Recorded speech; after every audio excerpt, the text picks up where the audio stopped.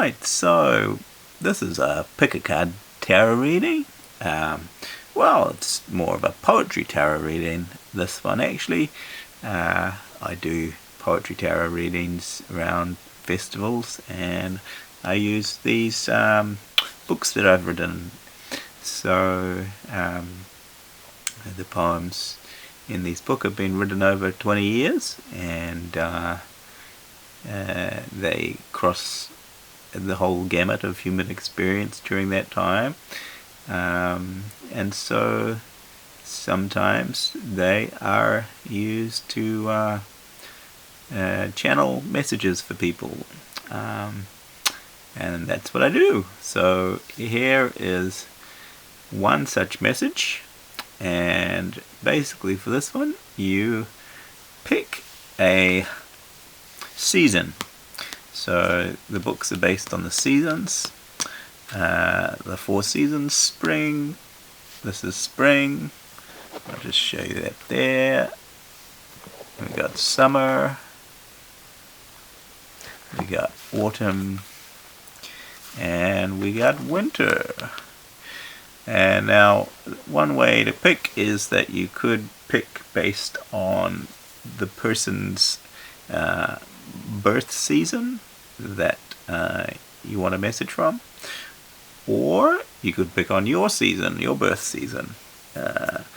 You could also pick on just the season that feels right, the season that you're in at the moment, perhaps. You could also pick on the the cover of the book. I'll just give you a little bit about each book. The spring book is quite sort of varied and changeable and dynamic and energetic. The summer book is quite sort of passionate and fiery and almost furious and aggressive. The autumn book is light and quirky and maybe a bit philosophical, humorous, and the winter book is more emotional and deep and contemplative, spiritual, that kind of aspect. So there you go. If you pick one of those books, and then you can go to the timestamps hopefully in the video below. This is my first one, so hopefully I can figure out how to do that.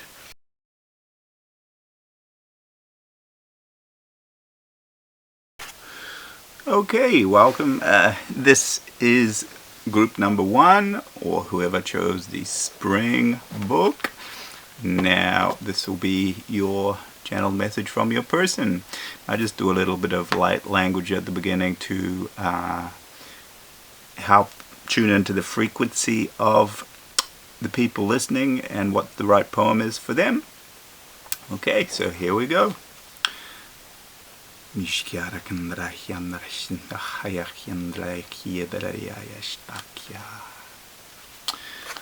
Okay, this is your message from your person. Nothingness.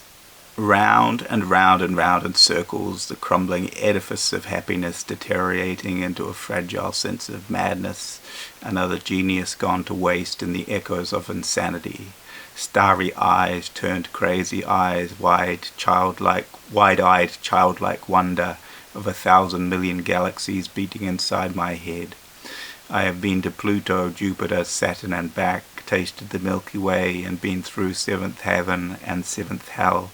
Some would say worldly, but universally is perhaps a better term for nothingness. Okay, so this person, interesting poem to get. This person might be someone who has traveled down a lot of different roads. They might not be in the best space right now. They may be a little bit of a savant, or they kind of are quite intelligent, but doesn't necessarily mean they use their intelligence in a very practical way. They've had a lot of experiences, particularly on a spiritual level. Yeah, they've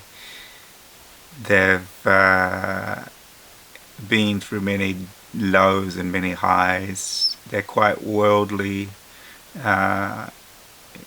but they feel like all this experience has not really got them anywhere, and that they're just going round and round in circles, perhaps.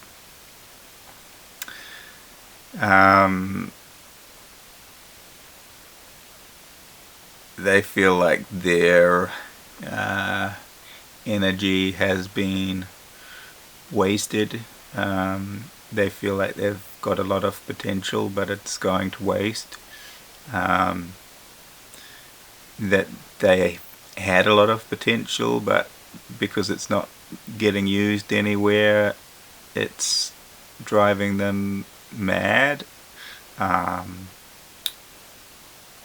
there's that notion, with great power comes great responsibility, and I would say this person has got a lot of power, but they're using it in a self-destructive manner that is possibly impinging on themselves. So, you know, they say if you bring forth what is in you, it will save you. If you don't, it will destroy you. And this person is being destroyed in a sense by their own power, in that it's not being used in a productive manner.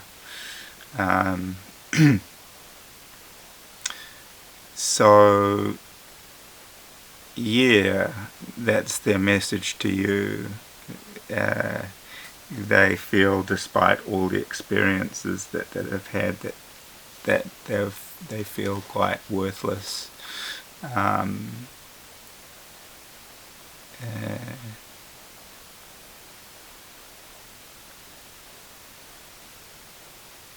Yeah, it's not a very happy poem, I'm afraid.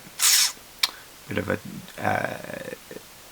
a taste of reality, but yeah, this person is likely to be a very spiritual person with a lot of gifts to offer, and maybe they're just needing someone to help them channel them in the right way.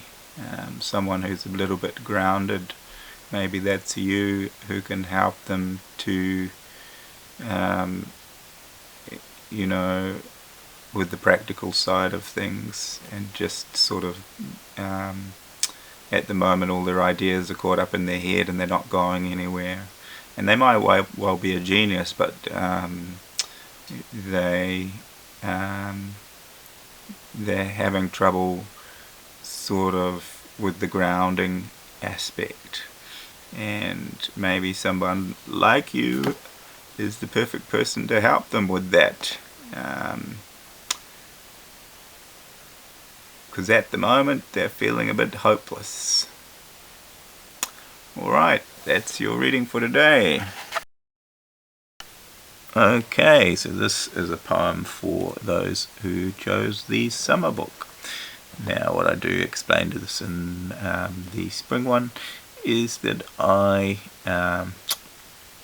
do a bit of light language, helps me tune into the frequency of the poem that's right for you. So here we go. This is the message from your person.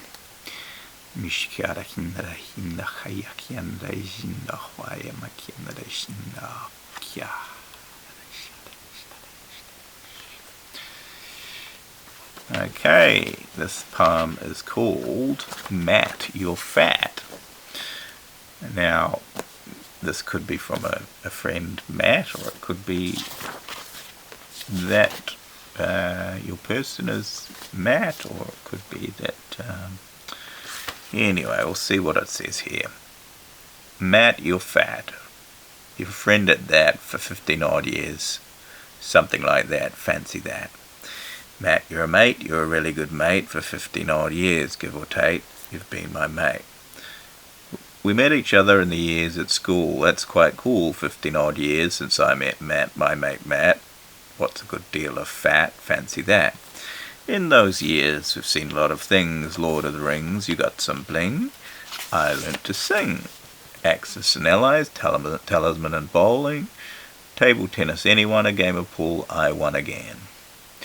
Pirates, Scooby-Doo, Command and Conquer #2. If coming in, remove your shoes, DVDs and videos. Laser Strike, McDonald's, Heritage Park, Mini Golf. There's a dog, woof woof, nightclubs, shake your tush. Bridges, Grover, the Irish Rover, I'm coming over, that's a nice flavour. James Bond, what's going on? Cricket on the front lawn, that girl turns me on, oh my, what's wrong? Have you played this before? Out of 10, maybe 4 board games on the floor, go and close the door. Dylan Petrie, Nick Young, Vicky Lewis and Siobhan. James Priestley, where is he gone? Remember Matthew Odignon. A game of catch in the pool. Ghostbusters, Gary Zool. I won, I rule, stop acting like a fool. It's not fair, you've been cheating. Shucks, Matt, seems I'm beaten. No thanks, I've just eaten. What time are we meeting? Transformers and Smurfs, one day I'll learn to surf. Get off my turf, I think I'm in love. There, I think I'll end at that, but do you get the picture, Matt? Matt, I think you're pretty fat. 15 years, fancy that. Matt, you're my mate, a really good mate, who I do appreciate, 'cause Matt, you're fat, and a friend at that, fancy that. Okay, so this poem is a poem about friendship, a long-term friendship. So maybe this person is a long-term friend. You've had a lot of good times together. You got the number 15 there. Not sure what that is exactly, but this might be a person who likes you've done lots of things together. Maybe they might like things like Lord of the Rings, karaoke, playing games, socializing, board games, temper bowling, movies, mini golf, laser strike, these things. It's possibly a person that you've been friends with for a very long time, since childhood, or maybe they remind you of a childhood friend, or the relationship that you have is kind of like brings out that childhood innocence, and you like best friends. So yeah, given that this is a message to you, they're saying that you're a good friend. For a long time you've been a good friend. You've done a lot together. You've enjoyed a lot of good times together. It does say at one point, I think I'm in love. This isn't necessarily a love poem, though. It's more of a poem saying that this person just appreciates your friendship, and it's a friendship that's had a lot of good times, and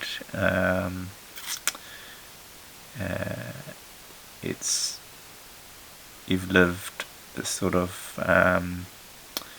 through a lot of things, it's almost like an era together.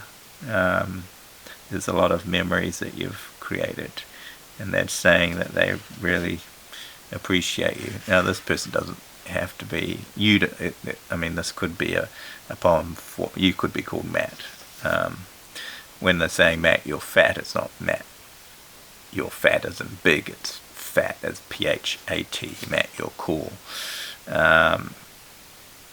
So, yeah, I mean, it possibly could mean that in some context, but I don't think it really does mean that.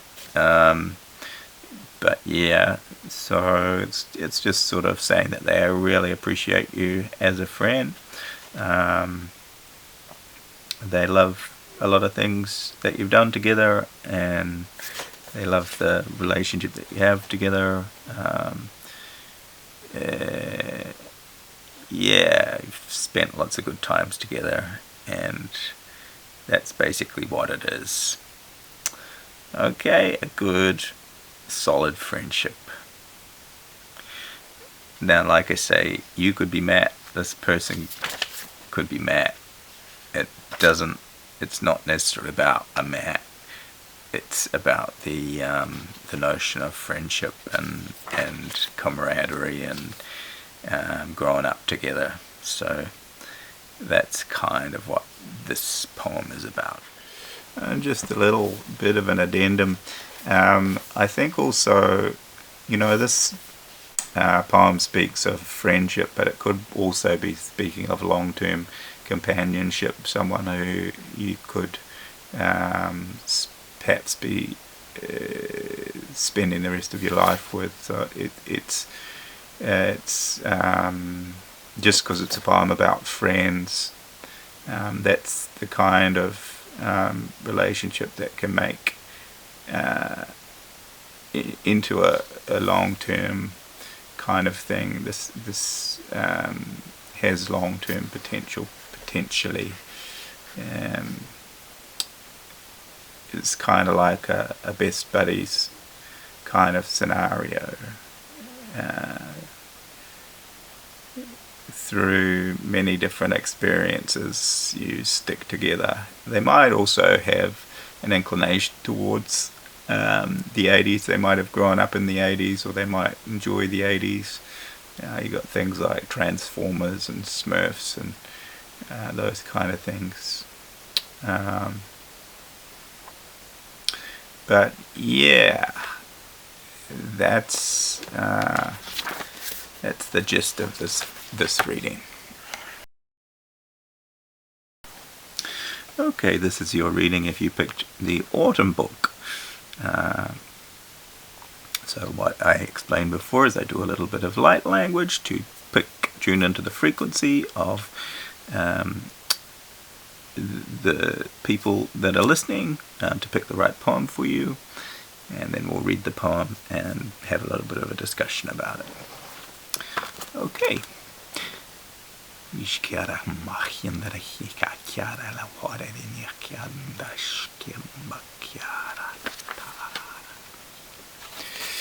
Okay, so this is the message from your person. Mum's kitchen. We're living in a new house now, and Mum's kitchen is snazzier than it used to be. It's got all the mod cons, like a fridge that beeps to tell you it's been left open. The cat comes in from time to time and whines for food, and at night at 6 p.m. sharp, the television from the living room can be heard blaring out one network news, and then when the ads come on, we switched over to 3 national news so the main items can be heard twice. And after the morning news on the radio and the TV news again at midday, Mum's kitchen is very well informed about the state of the nation and the world. Today there is a surprising lack of food there, though. Look, though, Auntie Pamela has brought some judger over for our evening meal. It's a Lebanese dish for those who've never heard of it. Rice, lentils, onions, a pinch of salt, that sort of thing. I'm an 8th Lebanese on my father's side, and every now and then part of my heritage will make its way back into my stomach. Dad's favourite is cabbage rolls. I'm also a 32nd Māori. We had a hangi once, but it wasn't in Mum's kitchen. Generally what Mum cooks up is the half of me that's English. I'm a quarter Scottish, but there's never been any haggis. Mum was born in Shanghai, and we do get Chinese from time to time, but also pasta, smoked fish, chicken, lots of salads and vegetables, rices for breakfast, that's my choice, and lots of bread among other things. Mum used to bring home School of Philosophy bread, but it was hard as rocks. I don't know what they put in it, but no doubt it was meant to have some effect or other on the state of one's mind. Eat hard bread and become enlightened. Desserts are Mum's speciality. Apple snow, apple crumble, lemon meringue pie, pavlova is Nana's. I remember once it had ants in it, but we ate it anyway just because Nana's pavlova is not to be missed. It's because it has love in it. Don't look like a bought one, but the taste, oh. Mum says she always puts love into the food. Some days I wonder if she cooks because she feels she has to rather than because she wants to. Dad pretty much refuses to cook except toast. The kitchen is the woman's sphere as far as he's concerned. I need a bit of a push, but when I do cook I love it. To me it's all about impulse. Throw yourself into the pot when you get to find out who you are by the taste of what comes out. To me there's more truth to the saying you are what you eat than is often thought. Okay, so this poem from your person seems to imply that they're a bit of a family person, that they're close to their family, maybe they live with their family.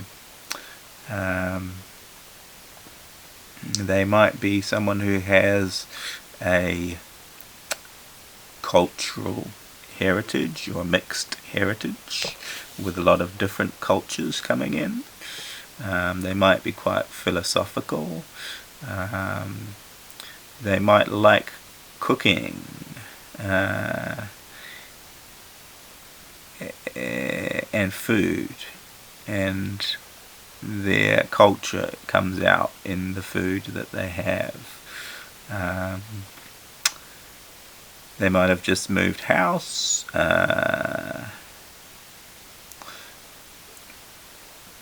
They have quite a traditional background. Their parents are quite traditional. Probably listen to the news a lot or watch TV a lot. Not necessarily them, but their parents possibly. They have, like I say, a very mixed cultural heritage. They might like sweet things like desserts. They might be good at cooking desserts. They come from a background with that where the parents have quite specific gender roles, quite traditional in that sense, with the man working and the mum cooking and cleaning and that kind of thing.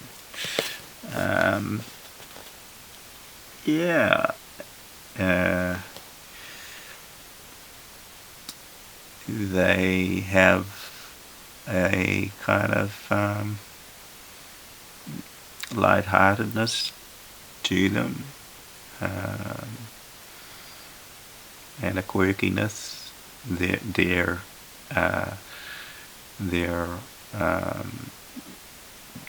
different heritages make them very different and unique and quirky.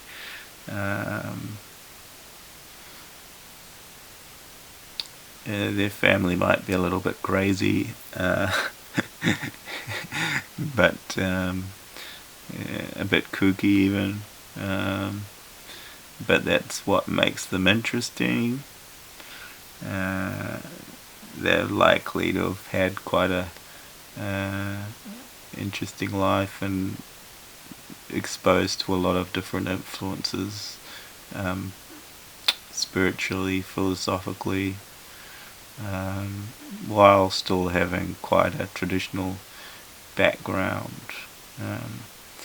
There might be some Lebanese or Syrian blood there, or even Maori blood, Scottish, Chinese, English also.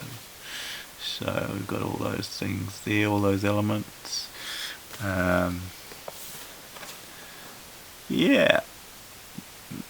There we go. That's they're close to they have fondness for their grandparents. They do. because of the food that they had. They grew up in a family where food was important, and food is, they have sort of specific cultural dishes, and food is like the sort of something that is shows their culture. But the father in this case doesn't really cook at all. He only can cook toast, because he's just the breadwinner as such. So yeah, they live in quite a modern house. It might be quite a wealthy family, this person. Yeah, what are they trying to say to you? Perhaps that their family is really important to them, even though it's not easy all the time. Food is really important to them. Culture, all these things are important. There's a whole life in food as such. Yeah, so there we go. It doesn't necessarily mean they're traditional. It means they grew up with traditional background, and they might be sort of coming to question that a bit. But there are those influences there. Like I say, family's important. Alright, and culture. So there we go, that's your reading. If you liked it, please share, like, subscribe and share to my page. That would be much appreciated. Thank you very much. Hello there, if you picked the winter book, this is your reading. Now, I've been explaining to the other groups that I do a little bit of light language channeling just before to pick the frequency, tune into the frequency of the people listening and pick the poem that's right for you. So we're going to do that now. Okay.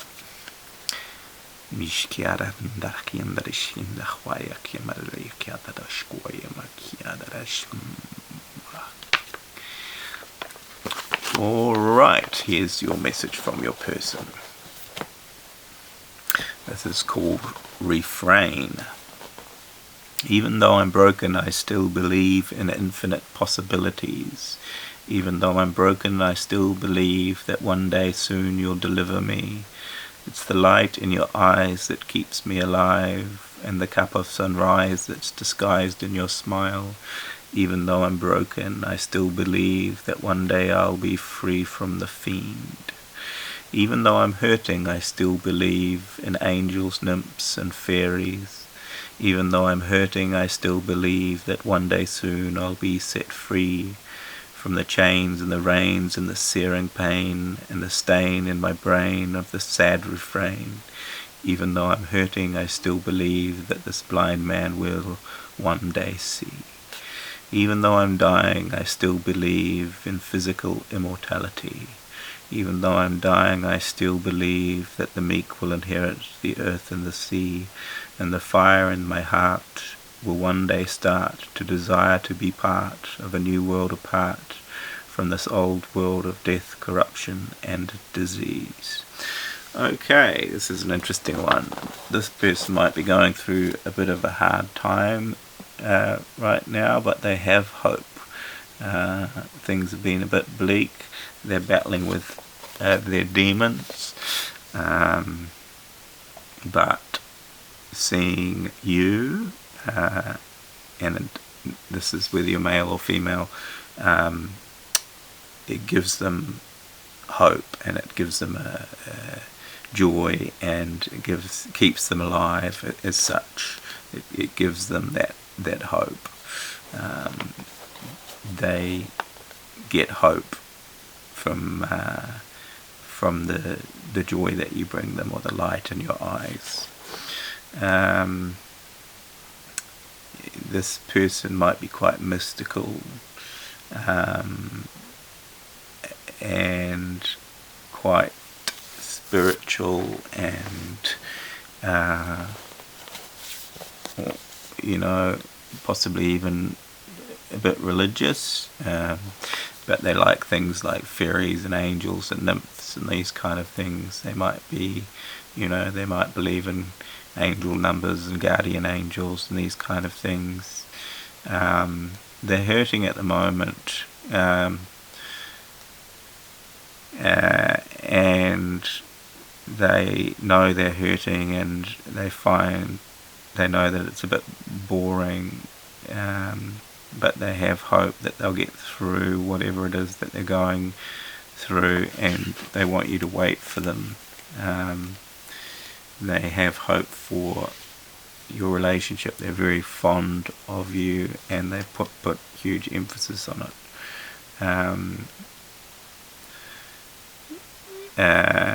It's painful what they're going through, and they are sorry if their actions have been a bit ignorant, a bit blind.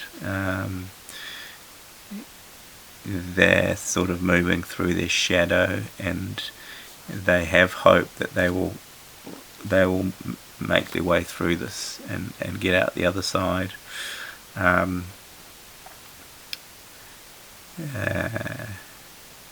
They might be sick or unwell, but not necessarily. They just might have very fanciful hopes and dreams. And like I say, they might be quite religious. They're finding the world at the moment quite difficult with all the death, the corruption, and the disease that's going on. We've had coronavirus. There's a lot of corruption in the governments. There's a lot of death that's going on in the world. It's a lonely place to be in at the time, but they do believe in a future of light, hopefully with you, where all those age-old problems are gone. In a sense, they're quite romantic. They're very passionate. They have a fire in their heart, a very passionate heart and a very hopeful heart. They believe in the good, and they're probably a very sensitive person, and